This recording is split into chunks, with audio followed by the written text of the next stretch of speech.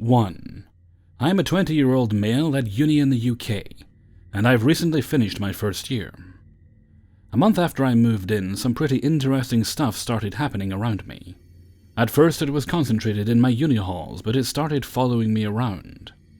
Weird things would happen to me when I was visiting my girlfriend in London, etc., which I've found pretty hard to explain. I don't want to just jump right in and assume that I'm being haunted, but I'm struggling to come to any rational explanation for what's going on, so I'll list exactly what's happened so far, and leave it open to suggestions. The first time something weird happened was when me and my mate were making edibles in my kitchen. We were both pretty high, so that could easily be a factor in what happened.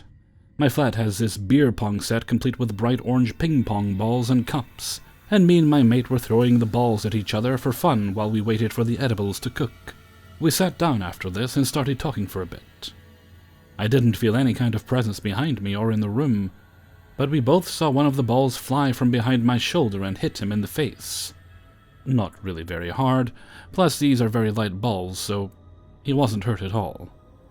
We both are pretty shocked at this. There's no way anyone could have just opened the kitchen door, thrown one, and then ran away without us noticing, as the door makes a very distinct noise when it's opened. There aren't any kind of shelves or ceiling fixtures which a ball could have gotten stuck to and then fallen down after we'd finished lobbing them at each other. And these balls are bright orange, so the possibility of one getting stuck in our hair, then falling out without the other person noticing, is not very likely either. Suffice to say, we were both pretty spooked, but ended up just joking about it. The next thing that happened was while I was alone in my kitchen, FaceTiming my girlfriend while I made some food. There are these two cupboard-style wooden doors in our kitchen that are set into the wall and locked with a padlock by the uni. They have wires coming out of the top gap between the door and the wall, so I assume that's where the routers and stuff are kept. I was pretty surprised when these doors both started rattling and banging by themselves, unable to open due to the padlock, pretty noticeably. My girlfriend saw this through FaceTime, and we both joked about it just being the ghost again. I didn't feel any kind of threatening presence, so wasn't really too concerned. Both kitchen windows were closed properly, and it was a pretty windy night, so there was no draft. But I suppose there could be some kind of hole for router cabling inside the cupboard, which was letting air through and banging these doors. However, I've never noticed this happening since, even on other windy days. What really cinched it for me was when I tried to get whatever it was to respond, by banging twice for yes and once for no. Most of the time I did this, I would get a response. I remember asking if it had lived there before, yes. If it died here, no response. And if it wished me any harm, no. Which kinda relieved me a bit after what had happened. The next two things are easily the weirdest, and they both took place while I was in London with my girlfriend, leading me to think that it was me being followed and not a presence which just resided at my uni. We were walking around a residential area. It was a very still day. Yet as I walked past this big fuck-off iron gate, it slowly opened then closed again. This was witnessed by my girlfriend as well. I'm aware this could simply be wind again. However, this gate had been completely stationary before I got to it, and looked way too big and heavy to be blown open by a random gust. Beside that, as I mentioned, it was a very still day with hardly any wind at all. We both just shrugged it off, however, as it was in the middle of the day, and I felt no presence, threatening or otherwise. The last thing is definitely the strangest. Me and my girlfriend were sitting in her uni kitchen while I was making some food. There was a plate of half-eaten pizza slices on the table in front of her, which I had my back to as I cooked. I felt something hit my leg pretty lightly, and looked down to see a pizza slice. I laughed and looked over to my girlfriend to ask her why she lobbed it at me. She just looked at me visibly shaken and was like, I didn't. Fucking saw it fly off the plate by itself and hit your leg. This was the last thing that made me think something might be following me. Again, I hadn't felt a presence or noticed anything out of the ordinary, and my girlfriend is unlikely to just make stuff like this up. So we both started discussing if there might be some kind of ghost following me around. The only two times I've ever felt a presence have been when I'm by myself in my bed at uni, or in my girlfriend's bed at her uni. At my uni, this is the most recent thing that's happened, by the way, about a couple weeks ago. I remember I was roused from a dream by a very strong feeling that there was someone behind me. I immediately turned around and couldn't see anything in the semi-darkness. I'm a very heavy sleeper. I never usually wake up randomly, even if I have a bad dream. So this was pretty unusual, but again, I didn't feel scared. The other time at my girlfriend's uni is the only time when I've actually been frightened by a presence. And this happened a while ago, last year, in the winter. I woke up from an edible sleep to an incredibly strong feeling of terror and the overwhelming sense that there was someone behind me. It's the only time in my life I've been too scared to move and just lay there holding my sleeping girlfriend until I went from my half-asleep state back into sleeping. I thought that my feeling of dread may have been the side effect of the edible, but I've never had an effect like that before, and as I'm sure a lot of you are aware, it takes a lot to wake you up from an edible kip. What's interesting to note is that my girlfriend used to have very strong visions of a shadow man type figure when she was younger, when she was trying to sleep or just waking up, who would stand or sit in a corner watching her. She hadn't had them for ages, but she said they started again when she started uni, and he would only ever sit above her shelf in the top corner of the room, coincidentally a spot I had my back to when this happened. I obviously chalked this up to sleep paralysis, but now I can't help but wonder if the two are connected. I couldn't sleep the night before my exams without the light on due to the same feeling of dread I felt at her uni, except much less intense this time. And when I woke up again later after napping for a few hours the same night, it had gone. I'm aware that this was most likely just exam stress, but after these events I couldn't help but wonder. I've never had any experiences like this in the past, but my mum has had a couple of encounters when she was younger, where she insists she saw apparitions. If anyone has any suggestions on what might be going on, I'd love to hear them. Like I've said, I don't want to jump to any conclusions, but rationally explaining these events is quite difficult. 2. This is a story of my first encounter with the paranormal that I can remember. I was about 8 or 9 years old playing with my little cousins at their parents' house during a family gathering. Behind their house is a large forest located in northeast Florida. My cousins, their neighbor, and I were playing hide-and-seek in the forest, and the only rule their parents had was to stay within sight of the house. Of course, we didn't listen. I was getting bored of the game and wanted to do some exploring. I convinced the other kids to join me as we headed deeper into the forest. I noticed this ball of light floating in mid-air. I thought I was seeing things. I remember rubbing my eyes just to make sure it wasn't in my head. I asked my cousins if they saw it too, and when I pointed it out, they confirmed it was there. It was bright and bobbed back and forth, changing from a yellowish color to a transparent green hue. We followed it for I can't remember how long, but we reached a small cabin and the orb disappeared. It was dusk at this point, and curiosity got the best of me. My cousins and the neighbor kid were too scared to go up to it, but I peeked inside the window. I saw a dim light inside through a window, and what I thought was a human skull sitting on a table next to some jars. Then a shadow from within moved across the far wall. I got chills and signaled the other kids to run back the way we came, and I took off immediately behind them. We ran as fast as we could, and didn't stop until we were inside the house, and I locked the door behind us. I remember getting in trouble because our parents couldn't see us from the kitchen window. I didn't tell my mom or anyone else what I saw because I didn't want to scare my cousins or worry our parents. To be frank, I'm not sure if even what I think I saw was there. Later that night, I woke up to the sounds of helicopters and dogs barking outside. It was well past midnight, and I asked my mom, who was standing in the kitchen with the rest of the adults that stayed over after the party, what was going on. They all had their eyes glued to whatever was happening in the backyard through the kitchen window.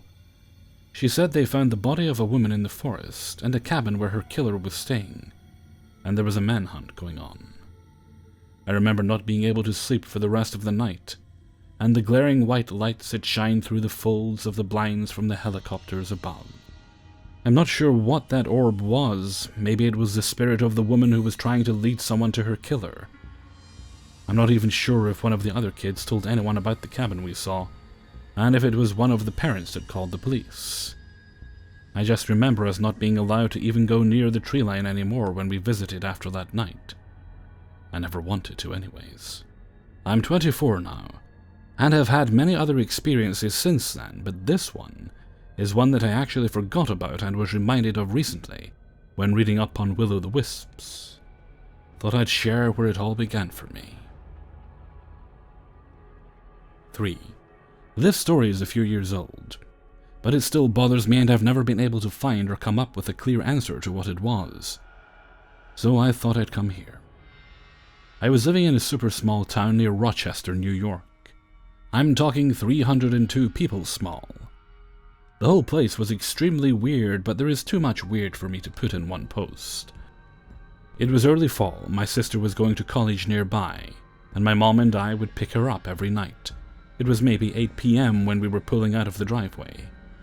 That's when we both saw it. It was so thin I could see its ribs. Its skin was a weird shade of light gray.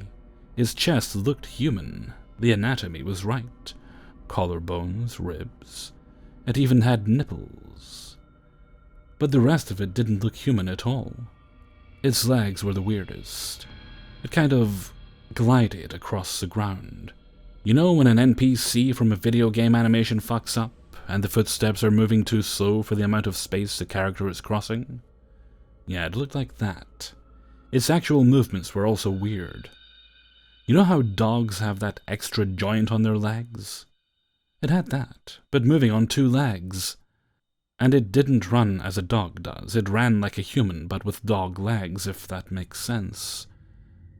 It was small, maybe 3 feet tall. I remember that it didn't have any genitals, perfectly smooth like a doll.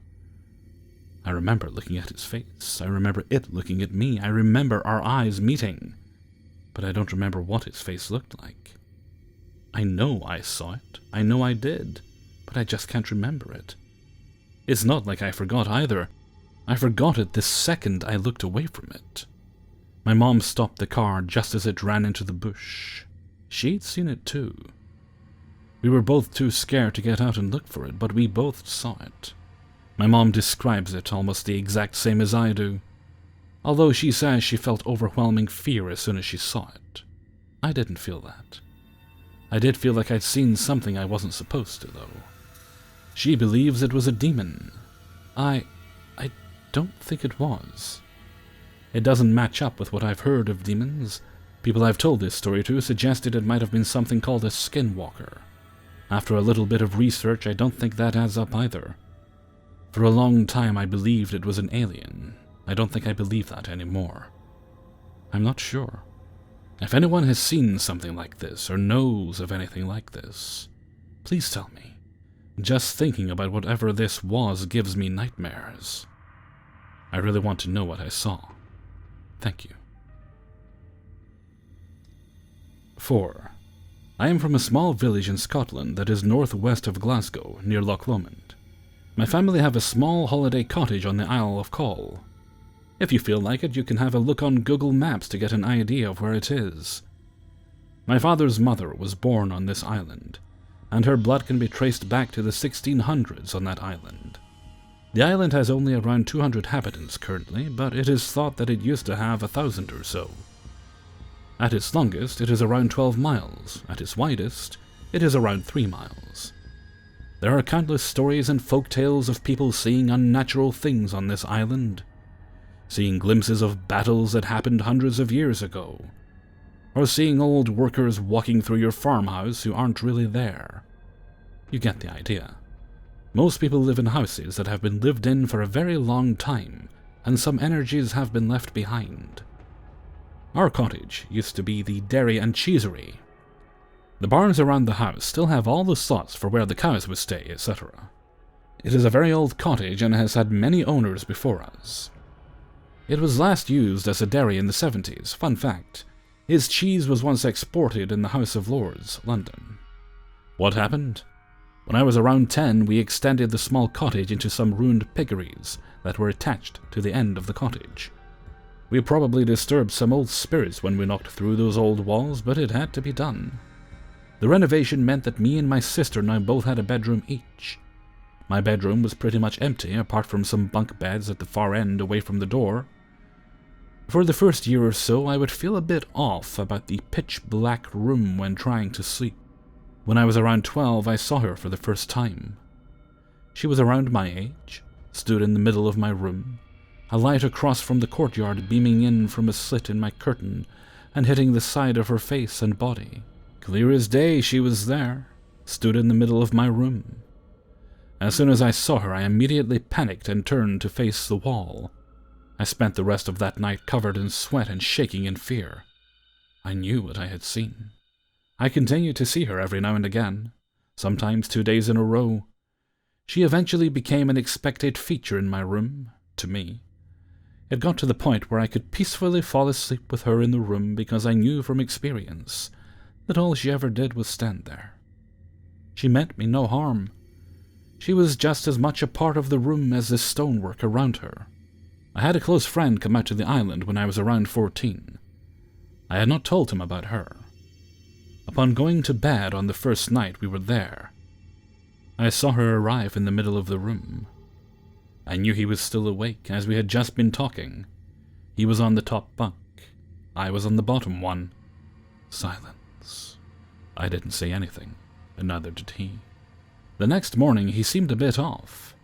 After probing a few times, he finally admitted that he thought he saw a girl in our room the night before. I was a bit scared by this, but also a bit relieved that someone else had finally seen her.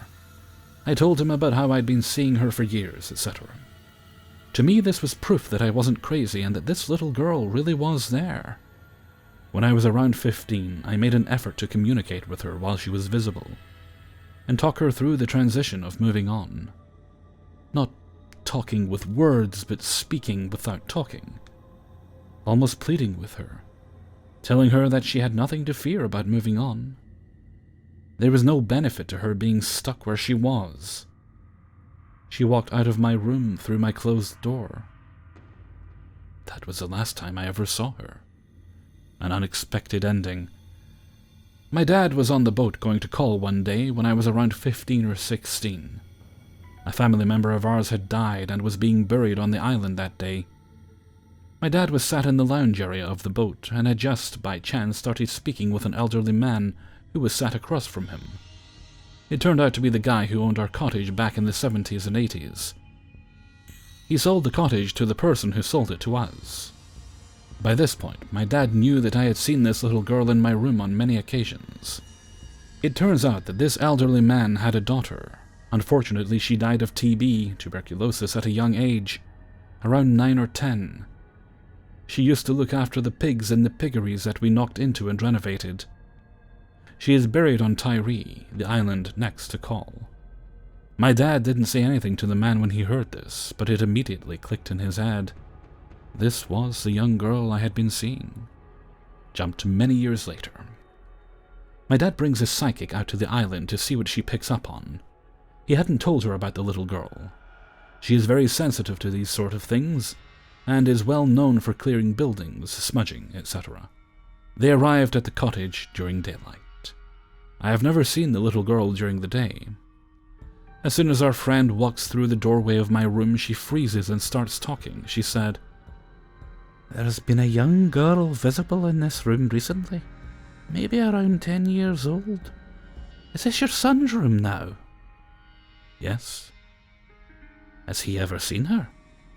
"I'm not sure." "I think he has helped her move on, but I'm not sure how." "She has moved on." Afterward. If you guys are interested in this story and the island, then I have plenty of second-hand stories I can pass on that would fascinate you. In the Hebridean Islands, we call the gift of seeing the future the second sight. In the 60s and 70s, some of the islanders saw horrific things before they actually happened. I'm sure those stories would interest a lot of you. There are also countless stories of people seeing spirits in human form. It is a bit creepy, but very interesting. Peace and love. 5. In 2005, I hit Okinawa, Japan's shores at the ripe age of 19. I never had an experience or reason to believe in the paranormal at this point. For the next 2 years, all was well. Drinking, fucking, and smoking. In 2006, I sustained an eye injury in Fallujah, Iraq, that put me out of commission, every Marine as a rifleman, as I could no longer shoot. They made me a barracks manager as my unit was deploying yet again. I was pumped for this job as I didn't want to be discharged before my 4 years was up. That and everyone knew it was a skate job, aka easy as fuck. I had the usual problems of broken furniture and the such for a while. One day a Marine comes into my office and tells me, "There is a woman in a white dress with long black hair that covers her face, who sits in the upper corner of my room and watches me as I sleep." I think to myself, this man has watched The Ring too many times. I tell him I cannot move his room and move on with shit. At this point, I am manager of Barracks 5696.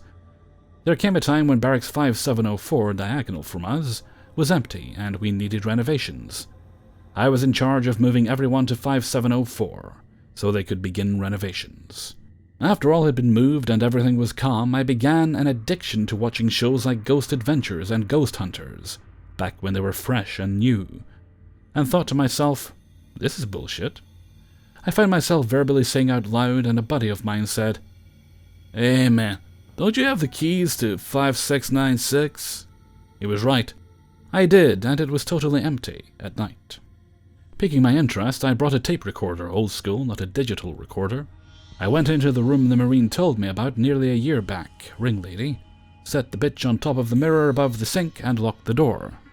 I left and locked the main and only entrance to Barracks 5696, and went back to Barracks 5707.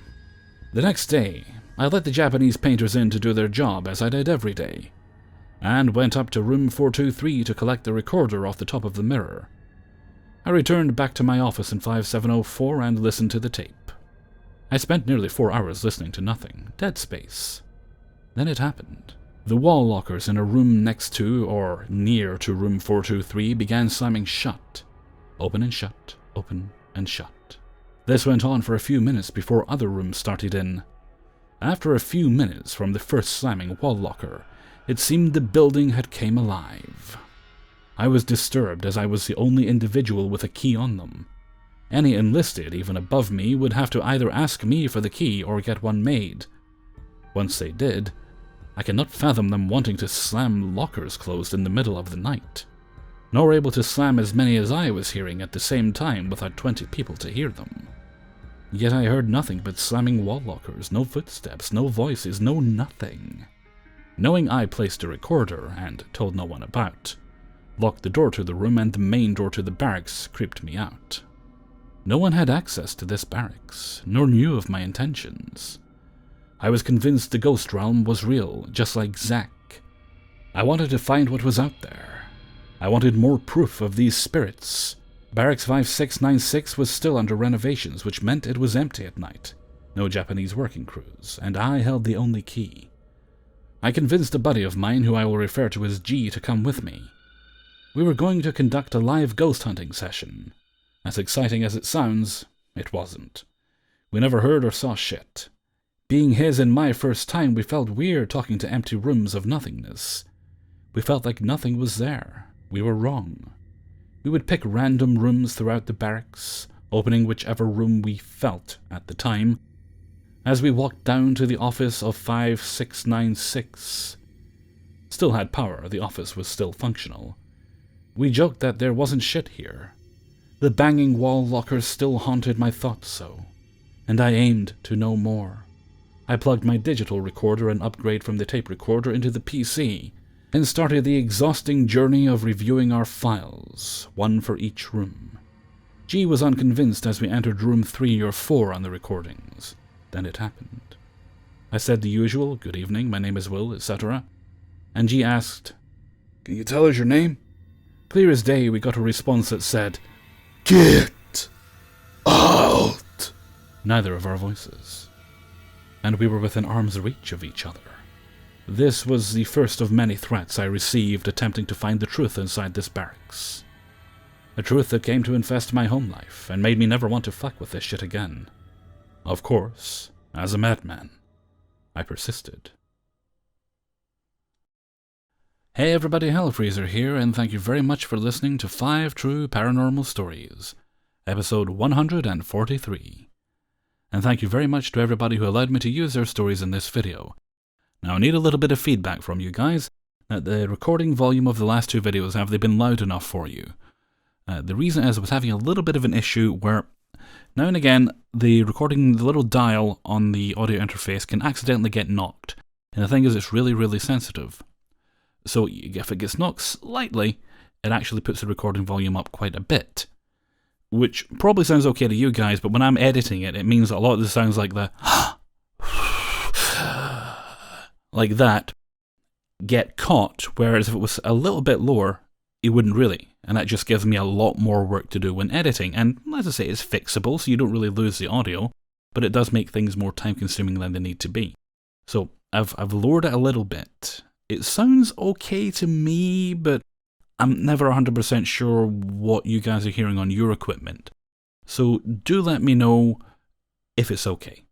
Okay, and with that I'm going to head off for now. So until next time, thank you very much for listening, and take very good care of yourselves.